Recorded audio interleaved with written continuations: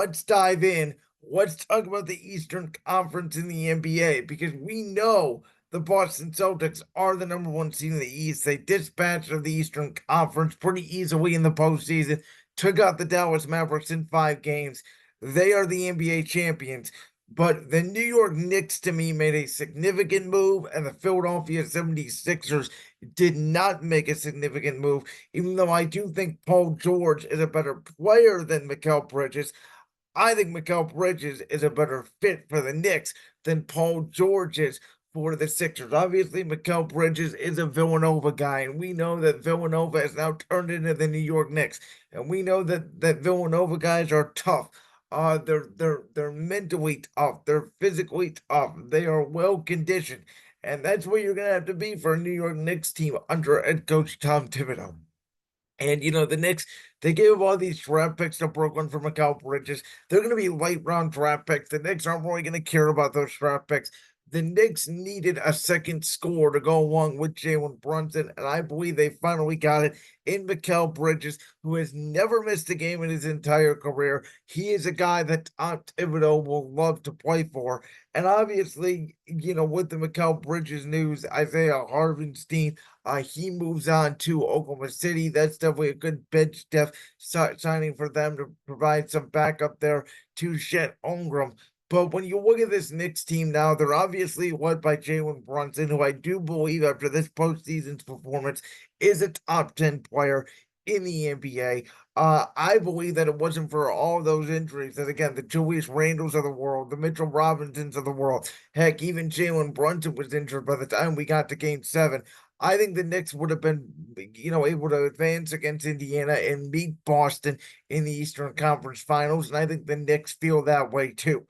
But again, now you're going to have Dante DiVincenzo coming off the bench as opposed to him starting. And again, just providing another big, thick wing that can shoot. And that is the key for the Knicks because when you're going up against the Boston Celtics, obviously they have Jason Tatum, they have Jaylen Brown. You're going to need wings to defend. But as we talked about all, postseason with the Celtics, not only do they have those two, but Drew Holiday, Derek White, Peyton Pritchard, Sam Hauser, they have guys everywhere.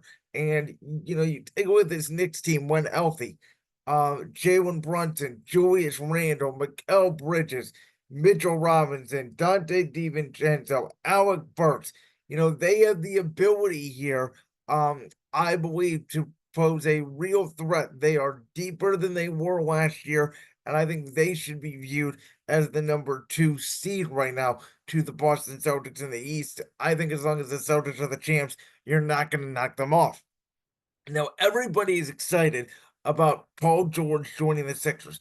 And obviously, when you talk about the Los Angeles Clippers and Paul George and the Kawhi Leonard combination that was supposed to bring them a championship when they both joined there in 2019, Kawhi coming from Toronto, Paul George coming from Oklahoma City, Kawhi and Paul George essentially fleecing LeBron and AD, who thought they were going to get Paul George to join a big three with the Lakers. Instead, Paul George is in the same building and now, obviously, he's not able to get to that new arena. He won't be playing for the Clippers. And it just shows, how bad we managed, in my opinion, that Clippers roster was. The fact that they had Kawhi Leonard, the fact they had Paul George, you can never rely on Kawhi Leonard. They never really had a true point guard to go along with it. And I thought Paul George's best year as a Clipper was when he drove that team to the Western Conference Finals the year, right after COVID when they faced Phoenix.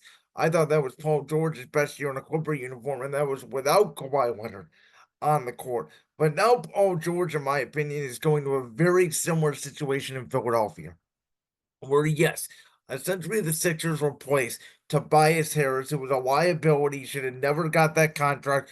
We know Philadelphia made a mistake paying Tobias over Jimmy Butler. But now they replaced Tobias with Paul George, which again on paper nobody denies is a massive upgrade.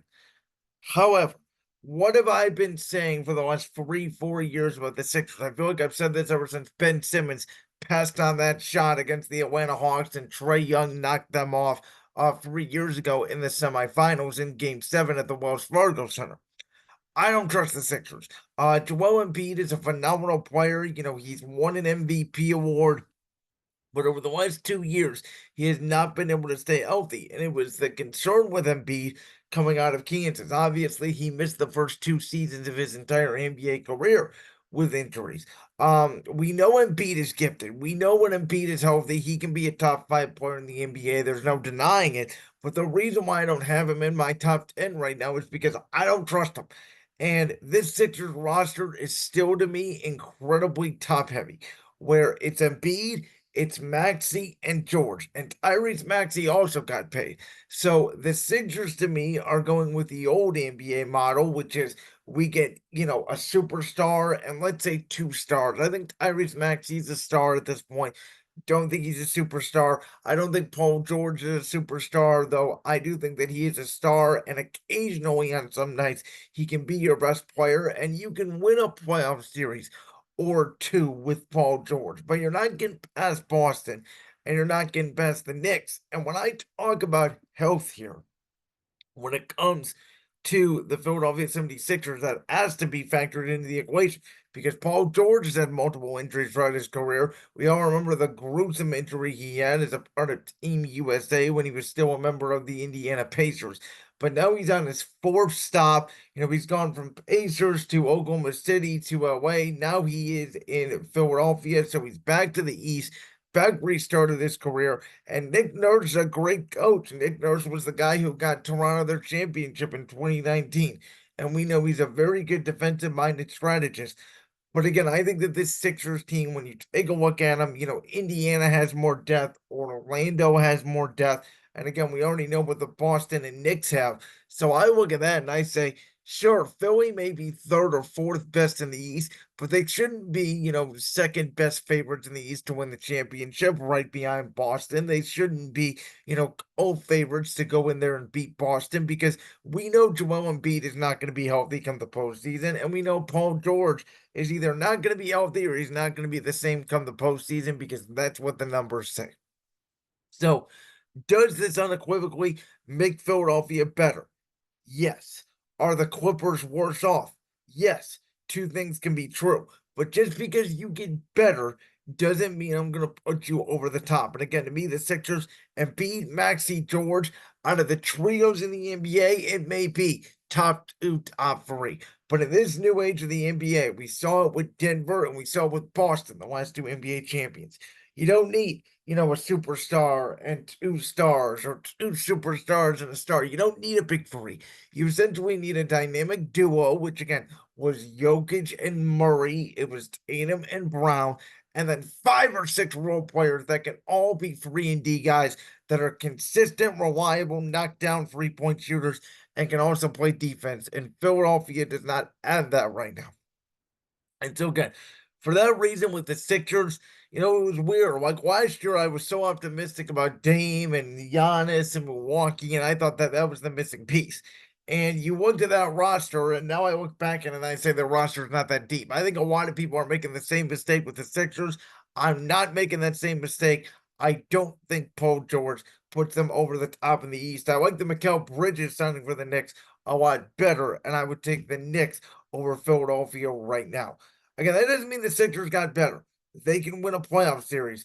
Paul George does not make them the favorites in the Eastern Conference. So, staying in the Eastern Conference, Donovan Mitchell has signed a 3-year extension with the Cleveland Cavaliers with an option where he can opt out in the 2026-2027 season. It also includes potentially a max extension in there where Donovan Mitchell could essentially end his career with the Cleveland Cavaliers. And a lot of people in the Cleveland local fan base are very, very excited about this option. But in my opinion, as I'm sorry, I got a text there. I had to silence my phone. My bad about that. In my opinion, this does not put the Cleveland Cavaliers over the top in the East. This does not make the Cavs any better. And, as a local guy in Cleveland, I am not more excited about the Cavs' future now that Donovan Mitchell has officially inked in a long-term extension. And you can view me pessimistic all you want, but we just got done talking about the Knicks got better. The Sixers, even though I don't think Paul George is going to put them over the top, I think they got better. Orlando, I think, is going to get better just by youth and as of age. No, they didn't get Clay Thompson, which we will talk about in the next segment, by the way. But obviously, Pablo Banchero, both Wagner brothers, it sounds like Mo Wagner may be coming back on a lower deal. They still got Franz Wagner. They got Wendell Carter. They got Jalen Suggs. They probably need a little bit more shooting there, but Orlando's coming. They may be a year away, like Oklahoma City was. But they're coming, and we know Indiana with the experience they got last year. Pascal Siakam is now locked in. We know they need to just add some defenders. They got the shooters, so we know Indiana now with Ricardo is always going to be able to score. And when I take a look at this Cavs roster, I see Donovan Mitchell, Darius Garland, Evan Mobley, Jared Allen, the core four as president of basketball operations. Kobe Altman has called it. And there are a ton of discussions among not only the national NBA base, but among the local base here in Cleveland about, do the Cavs want to stick with the core four? And from everything that Kobe Altman has said, it sounds like they're going to do that. In my opinion, I think it's a major mistake. And I have talked about this when it comes to the Cavs, quote unquote, core four: Mitchell, Garland, Mobley, Allen. I think, and a lot of people disagree with me here, a lot of people think that Evan Mobley is a five in the NBA.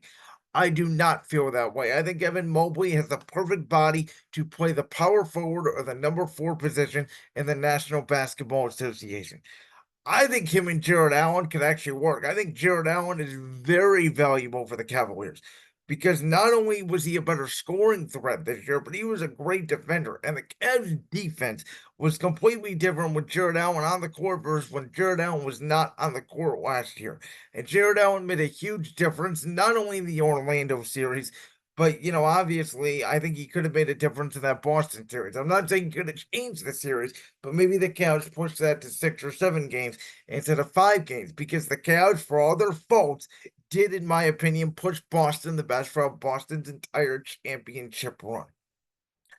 I think the Cavs' major focus should be, can we flip Darius Garland? Because again, I think that with new head coach Kenny Atkinson, who I don't know if he's going to be a success or not, but if there's one thing I know about Kenny Atkinson, he embraces the free and he embraces big men, running the fast break. I think you could see Evan Mobley do what Kenny Atkinson did in Golden State, which is use Evan Mobley in a Draymond Green role where Evan Mobley's bringing the ball up. Evan Mobley, who's a very good passer, improves his passing. He becomes the guard at some points, essentially, bringing the ball up. Evan Mobley stretches the floor, making his threes. And when you have Mobley becoming more of a stretch four and Jared Allen protecting the paint to go along with Donovan Mitchell as your number one, I think that could work. And I actually think that's better than Philadelphia. And I think it can contend with the Knicks for second in the East. But that is, paramount on, in my opinion, you have to trade Darius Garland. To me, Darius Garland and Donovan Mitchell are essentially the same player. And obviously, I think Donovan Mitchell is better than Darius Garland. I think Donovan Mitchell is more dependent than Darius Garland. I'm not saying Darius Garland isn't a great shooter. I'm not saying Darius Garland doesn't have moments, but I just don't think Evan Mitchell's on court chemistry is as strong as their off the court chemistry, which, yes, is strong. And I'm not denying that. But I don't think you can have 2 6'1" guards as your two primary scorers and win championships, as well as your two primary defenders. If Mobley takes that leap and Garland becomes your third or fourth scorer, maybe, which is what I think the Cavs are hoping for. But again, my concern is the size and the defensive end of the court. I think the Cavs need to flip Darius Garland for another wing. Now, there's a lot of talk out there that the Cavs have been in talks with New Orleans on Brandon Ingram. And I like Brandon Ingram. I like Paul George a little bit better than Brandon Ingram. I think Brandon Ingram's a very nice player. I think he could be your 3 or a 4 on a championship team. Again, I don't think he's your number 2 on a championship team. So a lot of this does go back to the development of Evan Mobley. But I don't think Ingram alone is going to put you over the top. I think what the Cavs need to focus on is bench depth. Can you get, Karis LeVert is a good shooter, but he's so inconsistent. Can you get a more consistent player like Karis LeVert? And this Tolan they drafted at number 20 in the NBA draft, Could he be that? Sure, potentially. Could the Cavs use that and flip it for, another veteran proven player? They absolutely could. But can you get basically a better shooting version of Karis LeVert? And can you get a better shooting version of Isaac Okoro? LeVert and Okoro are good players. They're not key role players right now where they stand on championship teams. Basically, the problem with the Cavs is they have some of the right pieces in place, and we know JB Bickerstaff and his slow pace and the defensive grind was wearing players out. And I think Kenny Atkinson's going to bring a lot bigger pace. They're going to emphasis more on threes. I think Max Strus is going to be a really good addition in this Kenny Atkinson system.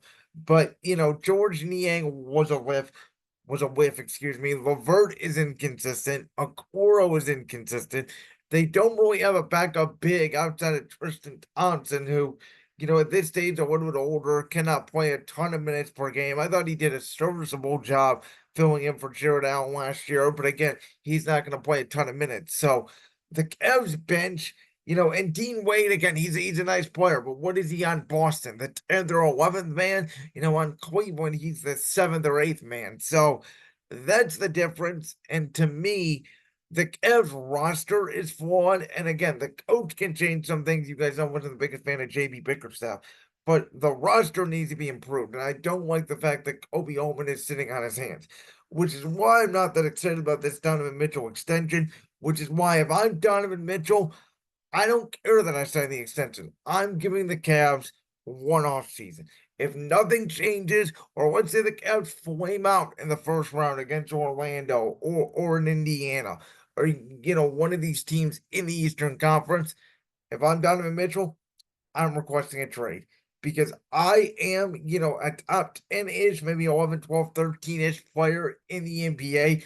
I can be top 10 if I am, maybe the number one on a championship team. Maybe he's a high number two, like Kyrie Irving. We don't know that. We've never seen Mitchell in a conference finals before, but we know Donovan Mitchell's gifted. We know what talent he has. He just needs to showcase it, and I don't feel like the Cavs are using him to the best of their ability. So if I'm Mitchell, I'm in year 8, year 9 now coming up. I'm not wasting time here. Even though I signed the extension, I'm giving the Cavs one off season, and if they flame out in the first round and nothing changes, I am requesting a trade. Like that clip from the Brands World podcast? If so, make sure you go down there and hit that subscribe button. While you're down there hitting the subscribe button, make sure to also hit the notification bell so you never miss another upload. And make sure you check out all the other clips from the Brands World podcast right here on YouTube.